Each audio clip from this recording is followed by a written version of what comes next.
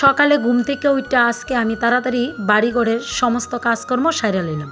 সাইরা তাড়াতাড়ি চান্ডা করে আই পড়ছি, কারণ আজকে আমার সোনামা তারার ঘরের ব্যান্ড ডালাই হইতেছে। আর এদিকে বাবু কইতেছে যে ডালাইয়ের মেশিনটা একটু যাত্রা করে দিতাম, আমি যাত্রা করে দিতেছি।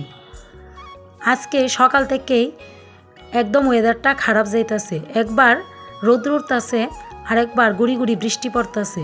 আর সবাই ভয় পাইতেছে যে যদি বেশি বৃষ্টি হইতে হলে তো ডালাই করলে ডালাইয়ের সর্বনাশ হয়ে যাবো গা।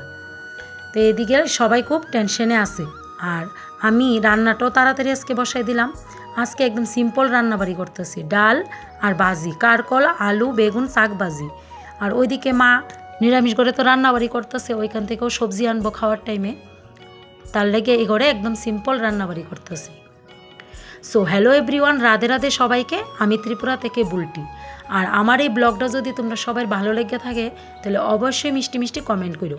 আর এদিকে রান্নাঘরের বাসনটিও আমি দইয়া রান্নাঘরটা একদম ক্লিন করে নিলাম, কইরা চাটা করলাম। চা কইরা কাজের দাদা দিদিরারে দিয়েছি। আর দেখলাম বাইরে ভালোই রৌদ্র উঠছে, রৌদ্রটা দেখে আমরা সবার চিন্তাটা একটু কমছে। আর এদিকে বাবু আজকে তাড়াতাড়ি ঠাকুরের পূজাটা দিয়ে লইছে, আমরা সবাই প্রসাদটা খাই নিলাম। আর সোনামাও আজকে দুপুরে বাড়িতে পড়ছে। গিয়া দেখি ডালের কাজও ঠাকুরের আশীর্বাদে ভালোভাবে মোটামুটি শেষই হয়ে গেছে গা, আর অল্প একটু রয়েছে। আর ব্লগটা এখানে শেষ করতেছি, টাটা।